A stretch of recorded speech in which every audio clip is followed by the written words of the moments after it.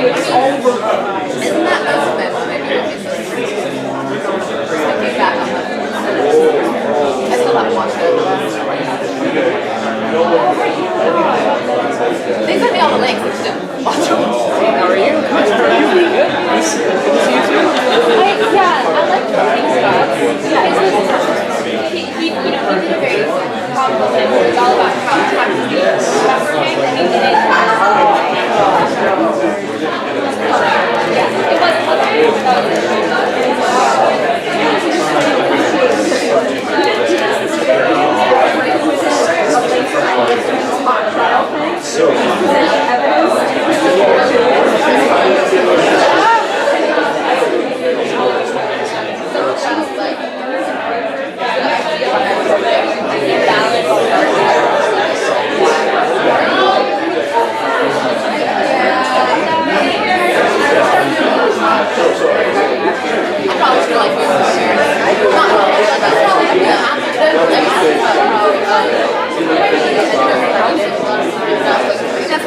that was also eliminated because last summer, like, I applied to 11 schools, and so I wasn't legally, I cannot. Give me that visa, and yeah, but you have to, they have to hire you, so you're going to be paid to take me out of it. Like, and also, like, they can't even hire you. Like, if they're not going to hire you, it's good work, and it's just a good work. And you can't work unless they hire you.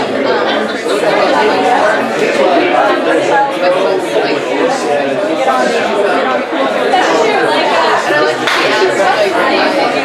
they're dancing guys. Like, hey, so about that. YOLO.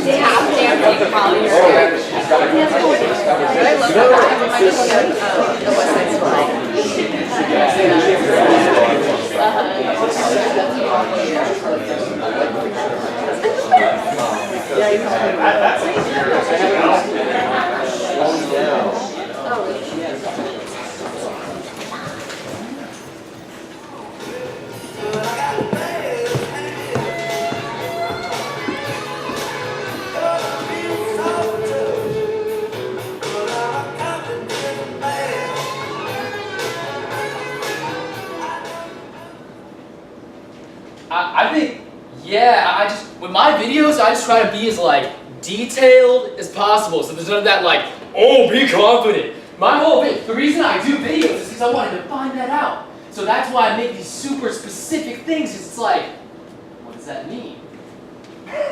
What does that mean in the morning?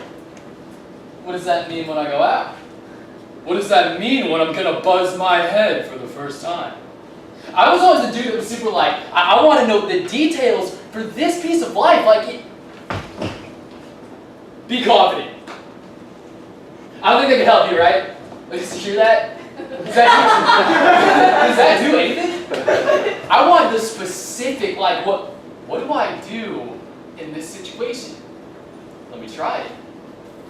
Okay, I'm a little confident, and I think, once you can produce your result many, many times, then I think you'll get confident in that.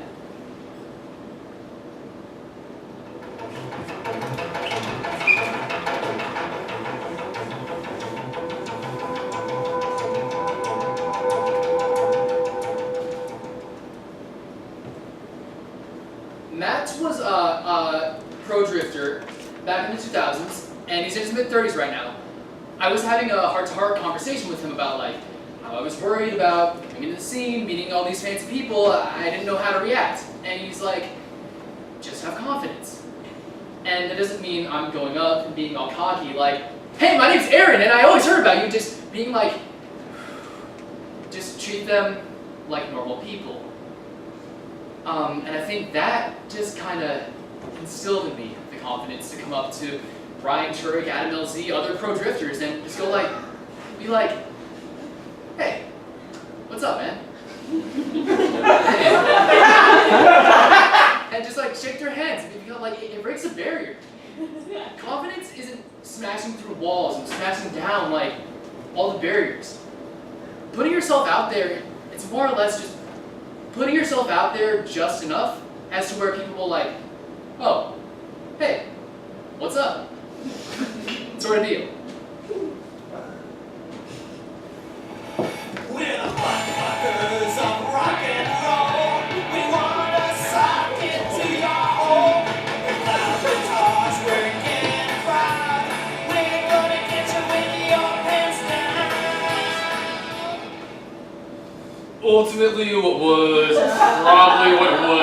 biggest, like, was the inability for a lot of the guys to be able to talk to women as like people.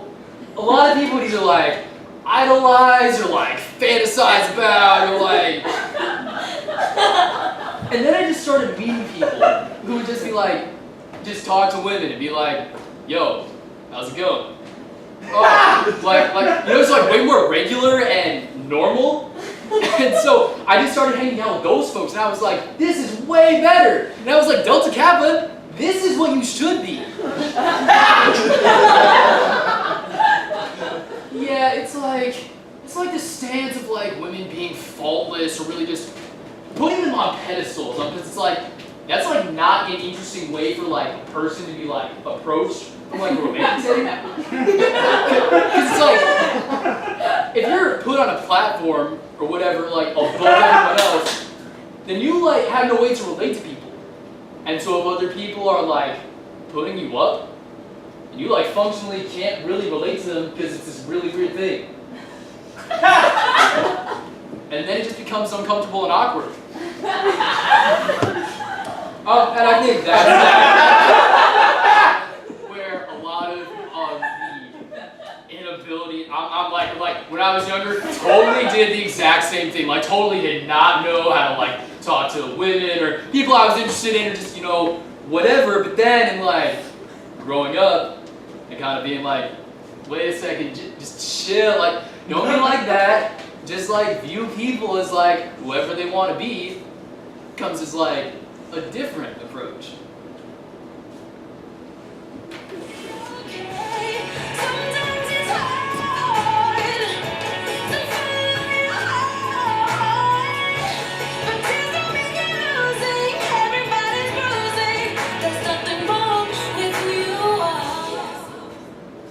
For myself personally, I don't really feel extreme towards one way or the other. I'm just kind of who I am as a person. So it's a little weird for me every now and then that I'll go, I have different aspects of me that I'll think, there's definitely qualities about me where every now and then when I'm feeling more one way or the other on that spectrum that I'll be like, oh my god, why is that a quality I have? Like, naturally I have a really high voice. How I'm talking right now is how I more trained myself to speak. So when I was younger, when I was really young, before I hit puberty, I had a fairly deep voice. And then I hit puberty, and my natural speaking voice is actually up here. This is my natural tone, and I don't like it at all. You'll notice when I get really, really excited about something, I'll start talking like this, and my range immediately goes higher because I can't quite do it. That's a great facial expression.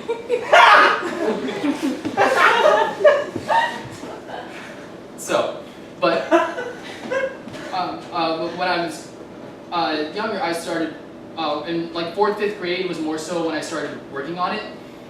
So when I'm talking with someone, it's normally about this range. And on more masculine days, when I get really, really excited about something, I start talking into that upper register and it bugs the crap out of me. You know, I'm just like, why do you sound like this? It doesn't match how I feel. And so it bugs me. But outside of little things like that, normally I just feel like myself. And it isn't until I'm talking with someone and I run into an expectation where I'm not acting in a way that they expect, that I'm like, well, that's a problem. But like outside of those problems, I don't tend to notice it.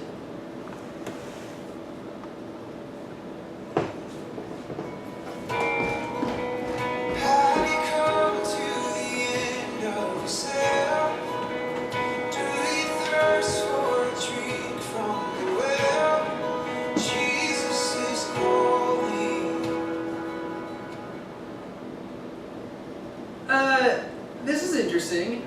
I was having this conversation with a friend the other day. Apparently he has this brother-in-law that is like, he's a hairdresser and he seems to speak with a lisp. He just seems to have a lot of these. The way he carries himself seems to be more feminine, and you just kind of pick up on that right away. And he was kind of questioning his sister, back in the day. Are you sure? And especially after they were getting married and all, he's like, no, let me tell you, he's for sure a man, but like to this day, he's very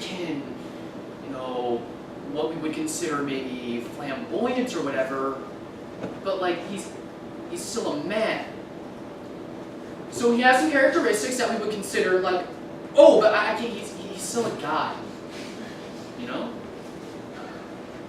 so we can all sit here and we can judge, but you still are, right?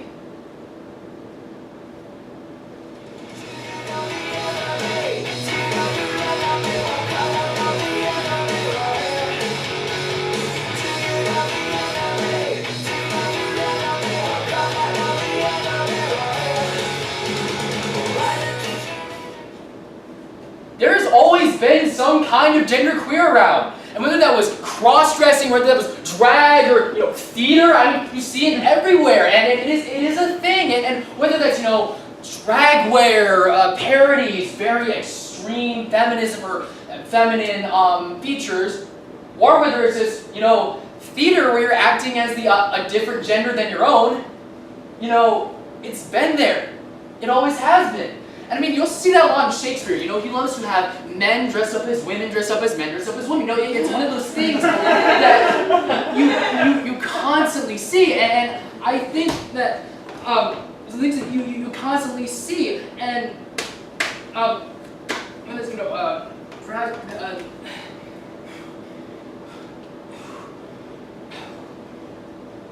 it's one of those things that you constantly see, and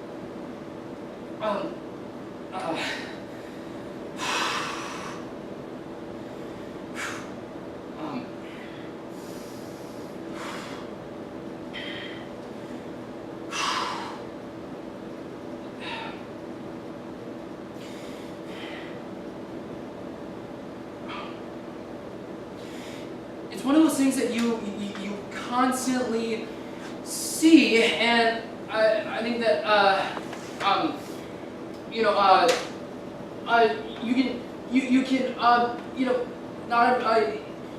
you can have those extremes on the gender binary, and that's totally fine. But there are other people who don't follow those extremes, and they're able to either just go back and forth, or somewhere in the middle, or a little bit more feminine, but still it's more masculine, or it's wherever the hell they are.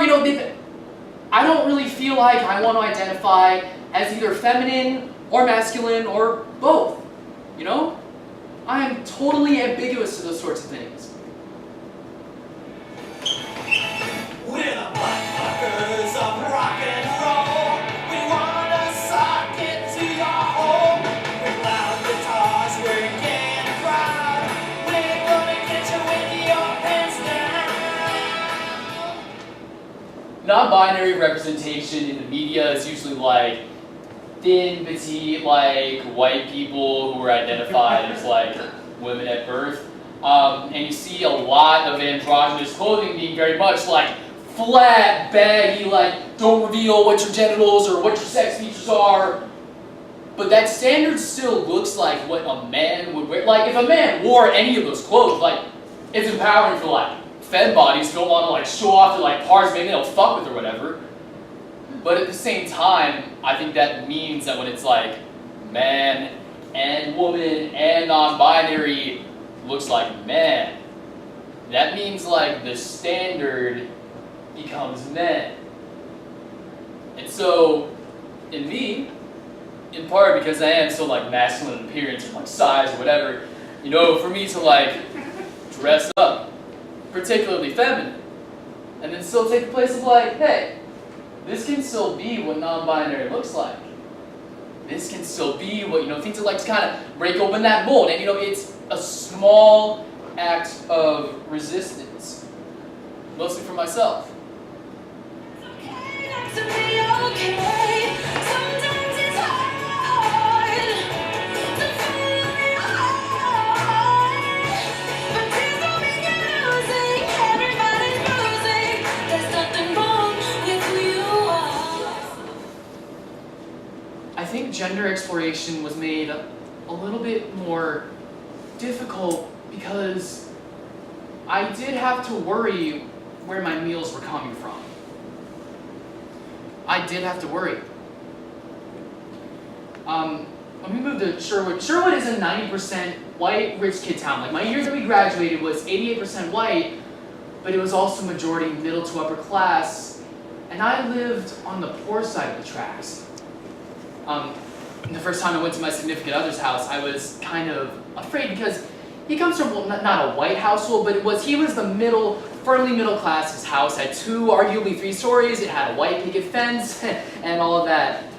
I think it made it a little more difficult sometimes to focus on my own identity because I was still struggling to fit in other categories.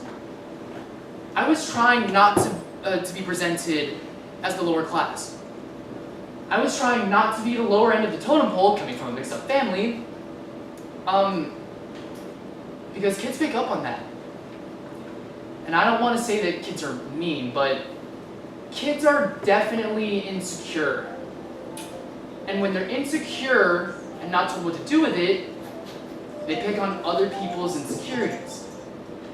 You take a whole bunch of kids, and you don't teach them how to cope, and you teach them to repress their emotions, and you say, all right, go play well with others, they're going to be like, well, what can I do to establish myself at the top?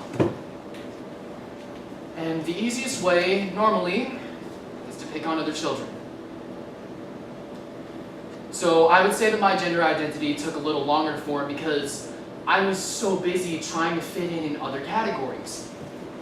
And that intersectionality of life definitely impacted all other aspects of life.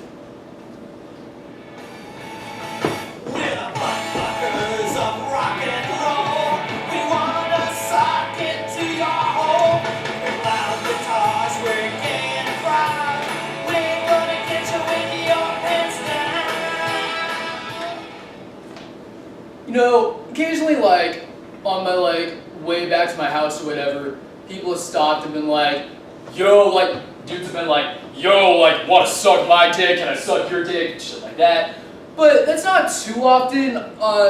Most of the responses are all, like, super positive, and it's pretty interesting, because it's, like, positive in a way that people are trying to be supportive, but don't know how. In that, like they will always compliment anything I do with, like, makeup, or, like, my dress, or whatever, on the basis that it's something they don't see often. Whereas, like, Like some days my makeup is not very good. And I'm like, I will half-ass it. And I'll see some people with like dope-ass makeup that aren't getting any compliments, and then I'll get 4 like, wow, your eyeliner's so good, and I'm like, you can see the smudges, like, come on. Like, I get that people are trying to be nice and supportive, but it's also one of those things that makes me realize, like, oh, they're saying something because they notice it. When, like, it'd be cool if I was also just, like, there and able to, like, dress without it being like, oh, I have to say something to help, like, welcome you, but just kind of being like, oh, what's up, Dakota? Would be like a totally different response, and like, oh, that type of stuff. Ha!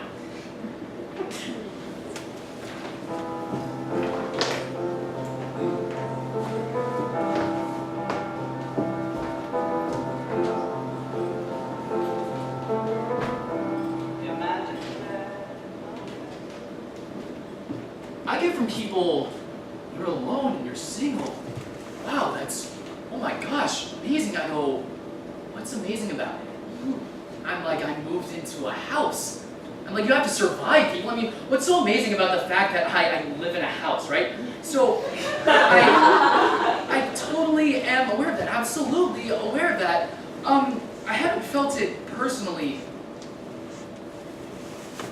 When I decided to move from the Bay Area to come up here to Oregon, I did a lot of homework, and I knew I knew I was gonna leave. And I had so many people just extend this idea that I was being brave.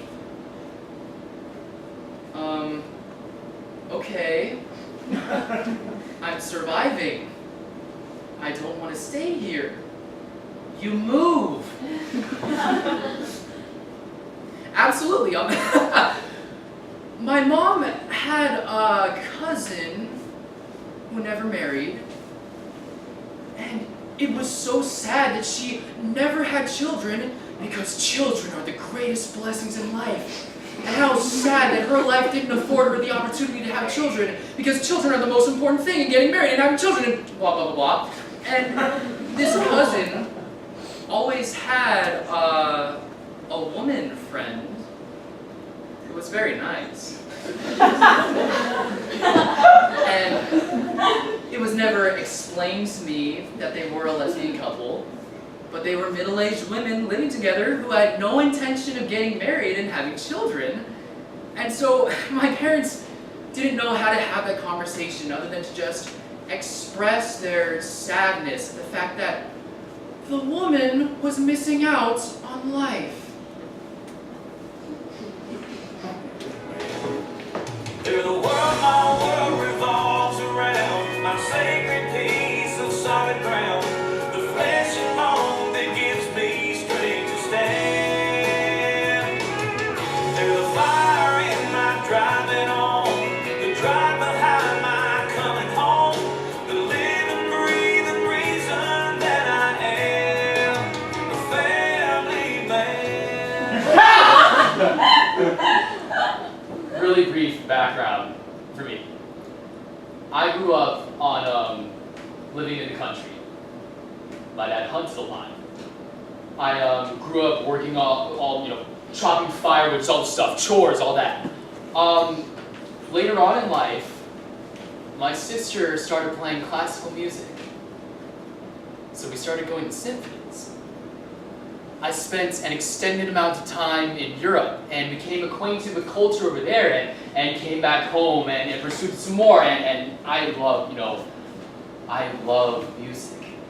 I love classical music, I love regular music, I like going out to the movies, I like taking my wife out to the symphony, and yet I like to hunt. And I owned a horse for a long time, I worked on him. Like working cattle ranches in eastern Montana. So I have experienced just an incredibly wide sector of culture, or slice rather, of culture.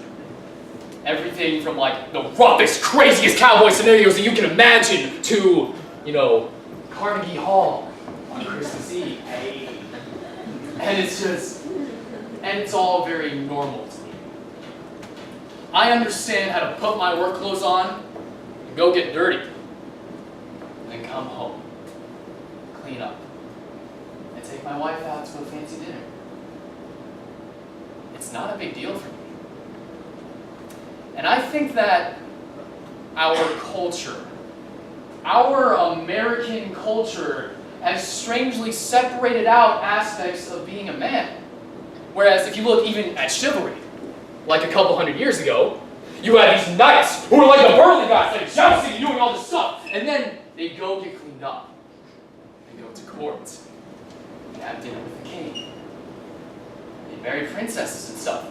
And I used to look at that and go, that doesn't, in our culture, that doesn't make any sense, right? Like, you're either a man or you're not. And then I went a little deeper, and going back to the Bible, there's one person in the Bible that is referred to several times as man after God's own heart. And that's King David. And it's curious to me that he's the only one that phrase is used about. He's a man after God's own heart. And you look at David's life, and he had that same diversity that we talked about. He wrote about books and books of poetry, which we find in the Bible. He was a musician, a good musician. He was a king. He was a warrior. He was the David who killed Goliath, you know? Like a legendary Bible story that everybody knows. And he went out to lead. Like, he had these mighty men that he was like the leader of. And the exploits written about these guys in battles, crazy stuff. And so he's like, totally burly guy. But he wrote poetry. Like, and all this stuff. And so I've started to kind of piece together and realize, I think it's a flaw that we separate out these two sides. Like, oh, you're either this kind of a man, or you're this kind of a man. Rather than saying, no, I can be all of these sides. I can know how to get it done when it needs to get done, and I can know how to be soft and sensitive. And by separating that out, we're robbing the people around us. Because if you're the burly man, well, then your wife and your daughters, tough luck. I don't know how to relate to you. You like dolls. I'm going to make fun of that. I don't know what to do with that. Or if you're the other kind, well, then your boys. Dad, we want to go hunting somewhere. Oh, I don't go hunting. I don't, you know, and so we're missing out. We're missing out on the full experience. And having experienced all of it, I can say I wouldn't trade any of it.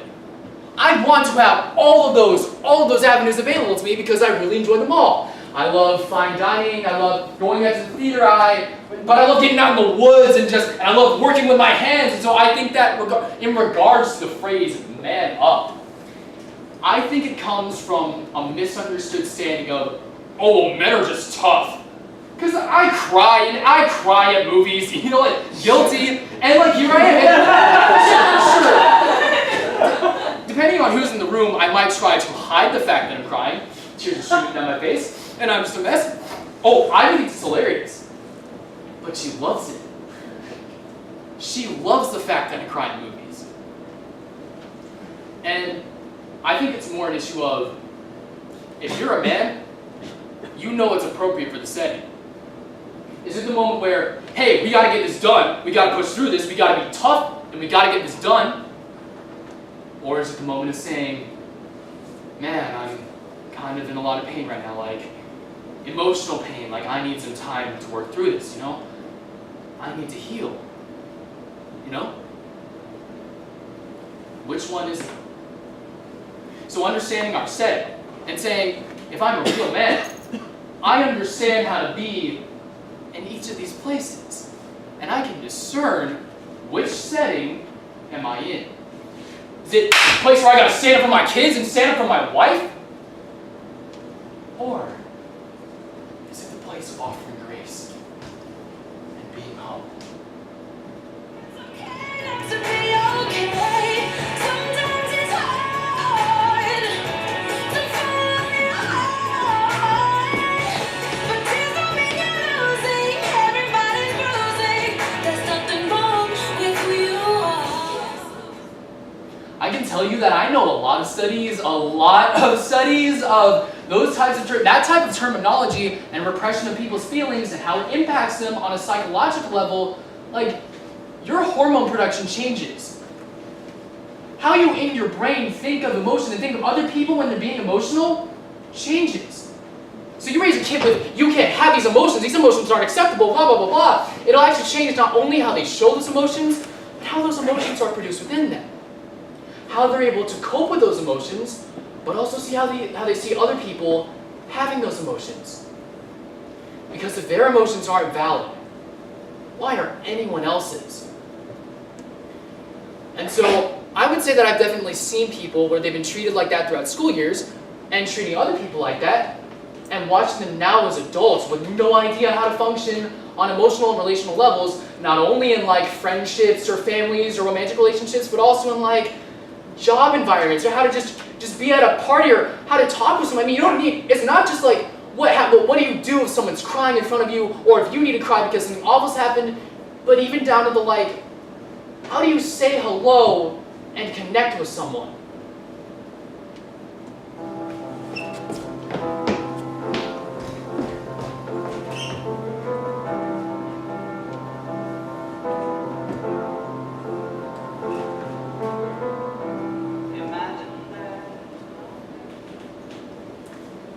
It wasn't just her. It was the explanation. It wasn't just a flippant excuse because we didn't know what to say. It was a belief system. It was encouraged belief system. That's boys being boys. Translation. It's okay for them to act that way. It's not okay for you to be incensed by it. You need to learn to be okay with them being that way and get over it. Because you know what? Boys are tough. And you're not tough if you think this is bothering you. That's the churn. And kids want to believe what they're told, looking for truth. And so that's how girls end up, I think, sort of complicit in this nonsense. It's because they are manipulated into believing that's the way it has to be, and then they accept it as truth, and then they perpetuate it. Boys will be boys.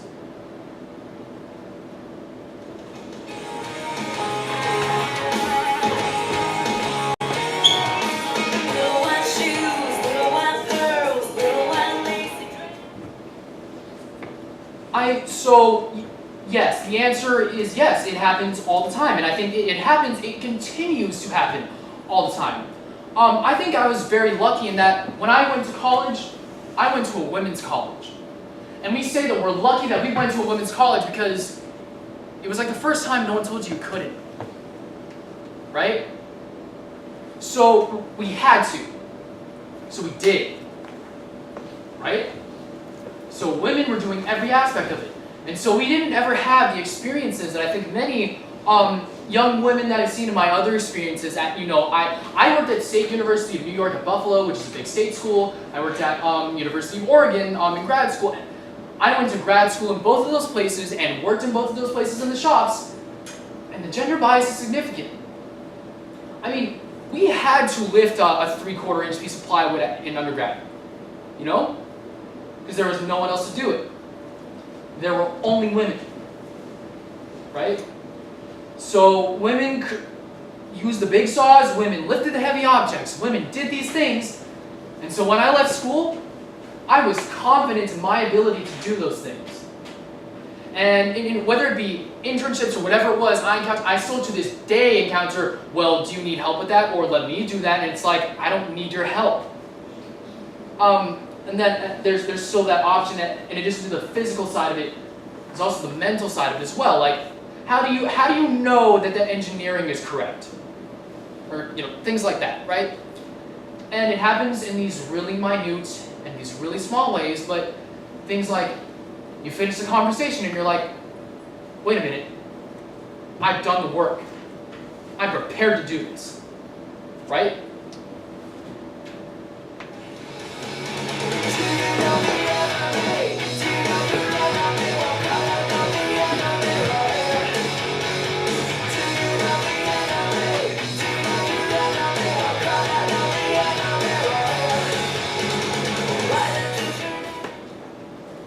How can having a very powerful man and a very docile woman coexist with each other. I mean, usually we have this dumb idea that opposites attract, whereas there's been tons of evidence to say that that is not true at all. It might work if people are willing to compromise, but in a lot of these relationships, there's no such thing as compromise, and there's no such thing as communication. So how can you have such polar opposites of masculinity and femininity coexisting in the same place in a relationship? There's just no... I mean, you can't... If you put out all the stereotypes of masculinity in one box and femininity in another, and you look at those and you stick them together, you go, how could that coexist? In what household? In what relationship between two people? I mean, you have such opposite ideals, and it's just, you automatically just looking at the traits. I mean, if you just put them all out there, I'm much more visual, so just writing them down for me. I mean, you just see this huge split, and you go, no! I wouldn't want that in my relationship as opposites. I want someone to have something that is very much in common with me. I mean, not identical, but certainly not to those extremes on that binary. And so it's also one of those things where, our society has these ideals for this masculinity and femininity, and when they come together, they just clash. And so and again, that goes back into the oppression and all that. And so it's just, of course, the powerful man will dominate over the very docile woman, and will show his power by being by doing everything and being in control, and her just listening and doing everything that I say. And that's where you see a lot of the abuse and a lot of the non-communication.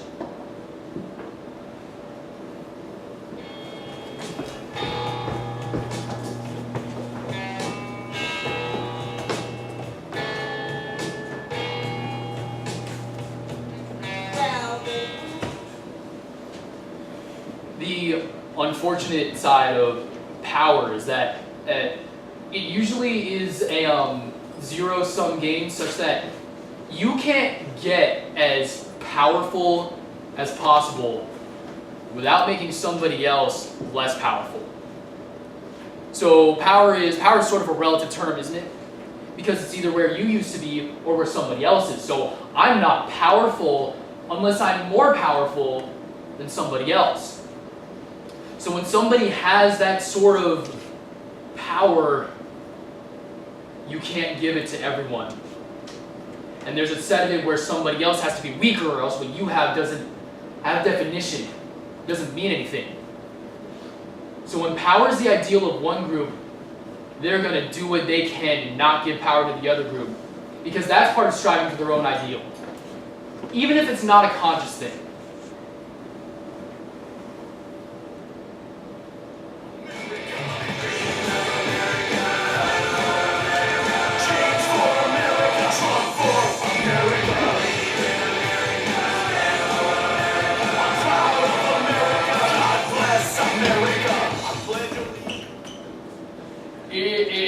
Part of the national movement, putting America first, man, that is so, the Constitution, our founding document, I think is being put by the wayside.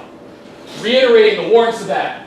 We are the caretakers of the greatest social experiment in the world, and to let that fritter is unacceptable. That is where I'm at, and that is where my support for Trump precipitates, I guess. There is no need for machismo, and that accomplishes nothing. If anything, it polarizes. I can see instances of that us versus them, counterproductive. So no, I wouldn't advocate those machismo sentiments necessarily. Yeah. God bless your First Amendment rights. This is my fight song. Take back my life song. Prove I'm alright song. My power's turned on. Even now I'll be strong. I'll fight my fight song. especially because she was running against Trump. And we all thought she would win, but it was wonderful because, although, you watch women's progress over the years, and finally, there's someone who's smart, and has that intelligence, and could become president. Didn't quite make it this time, but yeah, it was wonderful.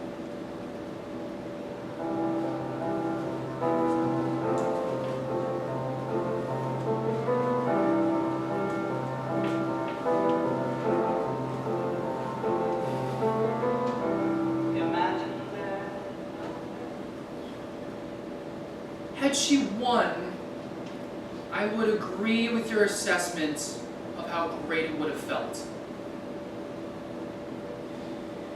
The fact that she's not holding office when her vote count was higher, and that the system, the way it is with the Electoral College and all of that, put into office what we have, has had me reeling since that night. And it's had me reeling not because a woman lost, but because it's kind of like one of the things that I learned in a divorce is that the grieving process isn't for the marriage. The grieving process is for the marriage you thought you were going to have, but you didn't have. And the grieving process with Hillary not being in the White House is the grieving process for the country I didn't know we were. That there is enough of us here with this ugliness happening that I didn't see, that the pollsters didn't see, that the majority didn't see, that could wield this kind of ugly power unabashedly to the demise of our citizenry. I take hope in women getting equal footing, being able to use our powers for good, by virtue of the fact that other countries have already just done this for years. That Muslim countries elected women as their heads.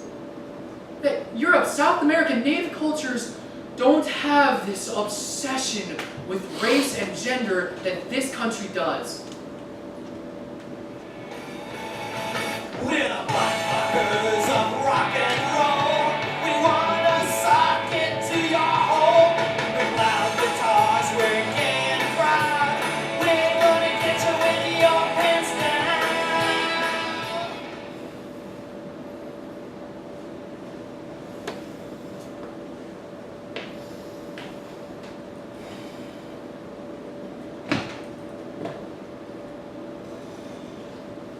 And I think that, like, the positive spin you can take from it. And something that I think is important is, and a lot of actually what I wrote my thesis, because, like, the dude I wrote on was, like, an asshole. But he can still take that and be like, this is like a man that, like, I don't want to be. And you can still be a man. And be a man in a different way. Or, like, not be a man, or whatever, but having that, like, having some, figure, whether you like it or not, you can still figure out, like, Donald Trump is clearly defined. Like, he's just the absolute worst, like, very, very much, like, across the board. But he's not, like, ambiguous about it. It's very, very clear cut of, like, you know, that he sucks. So, like, using that, you can kind of be like, okay, well, this is, like, basically, like, everything I don't want to do. And in my head, like, as a little kid, like, I would always learn from my siblings to say, because, like, youngest sibling privilege, hella, like, you just don't fuck up ever. Like, they just tell you how not to fuck up.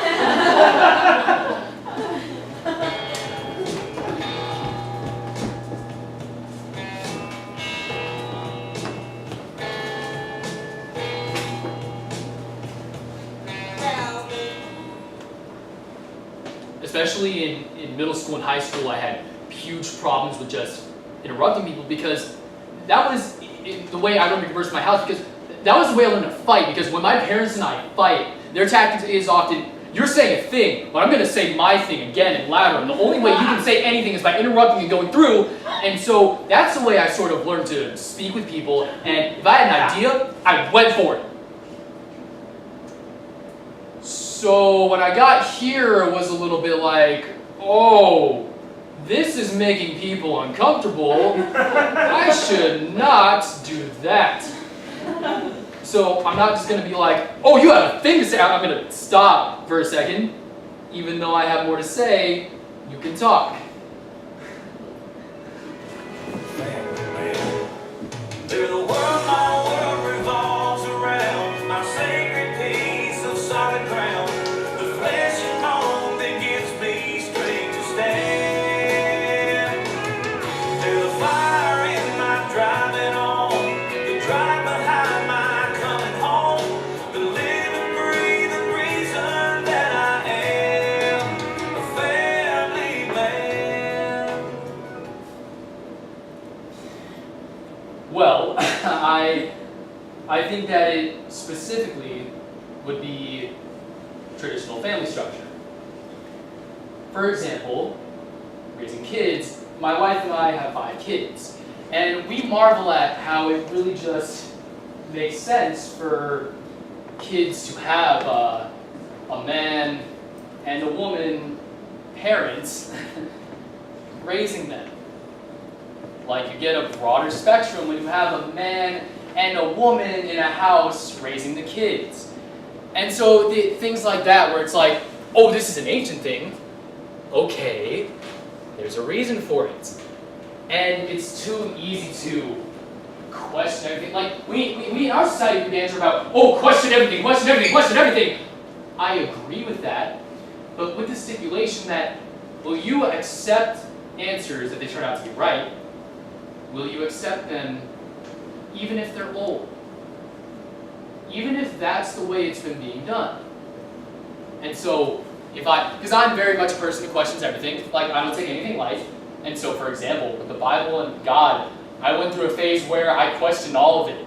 And I was like, I'm going to get to the bottom of this, I'm going to, you know? And with organized church specifically, so where I was like, I don't understand all that. Well, I got to the bottom of it, and I realized, oh, there's some pretty good reasons for why it's being done the way it's been being done.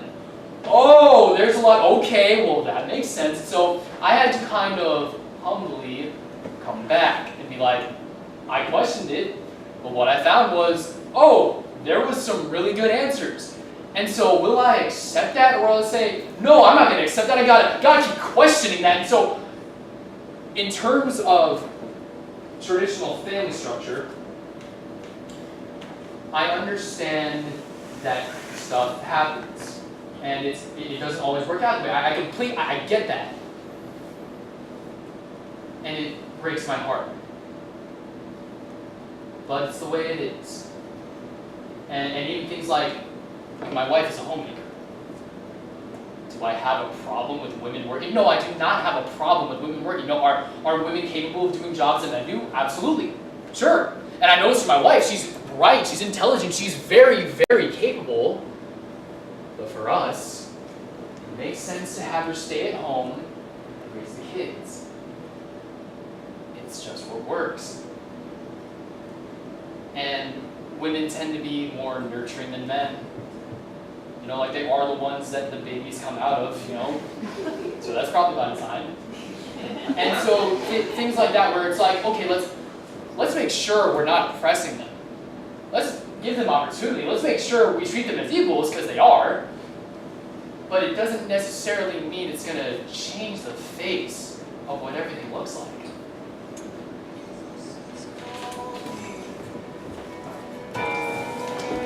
Have you come to the end of yourself? Do you thirst for a drink from the well? Jesus is calling.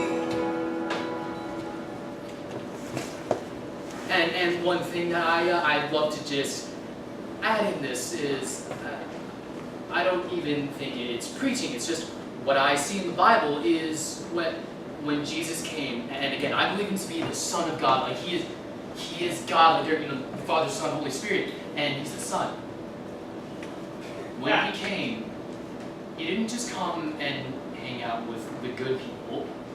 In fact, the religious leaders at the time were like furious with him because he hung out with the prostitutes. He actually hung out with like the tax collectors. They were like shady people at the time. He hung out with, I believe even homosexuals. And so, he specifically said, I came to bring him back and like to bring back to original, Father's design. And so that's, again, that goes back into the design of that thing. And so, I don't look down on anyone, and I believe this is really what's hard, is that not to look down on anyone that might be, sinning of living in sin. For myself, I was like into pornography from like 12 to 29 years old. I brought it into my marriage and everything. And I was something, I'm like, I can't believe I did that. It wasn't a good thing. So, how am I any better than anyone else? Right? I supported an industry that like traffics women, right? And doesn't honor their bodies, right? Doesn't honor them as a person, right? It's physical, like it's purely physical, it's nasty stuff. And so how could I ever look upon someone that might do something, wrong or bad, or when I say that, I'm saying that in a biblical context, and judge them, God is the end judge. And so, if I can connect with them, bless them, love them, man, that's God's heart. So, yeah, but like anything, I think I would love to just see people free of stuff. Just like I was taken out of that pornography stuff. Now, is there still a temptation every now and then? Sure, but I'm like, what is it? Like, get yours clean.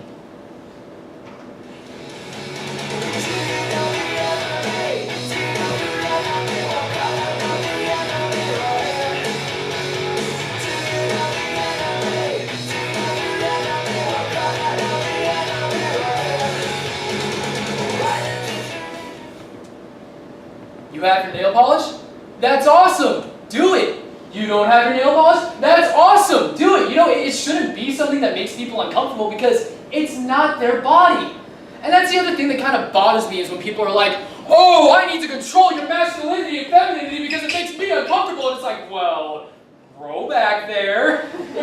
What makes you think you have any right to tell me what to do with my body? And I think that's the other thing that I also really love is that it kind of starts those conversations, or at least gets people used to the fact that there are other people out there that are different.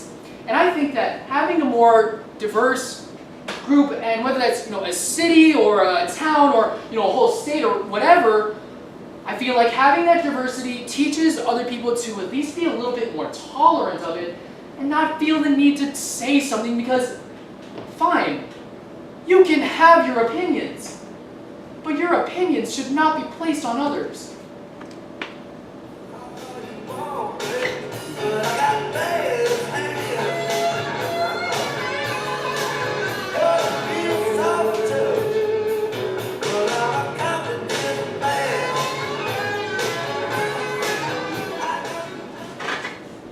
Man, just the ability to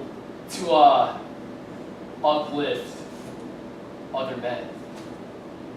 The ability to build a community, around a positive camaraderie, a positive message, a positive just growth. I think what's important, and what I try to do is just like build friendships around growth and connect people because of growth.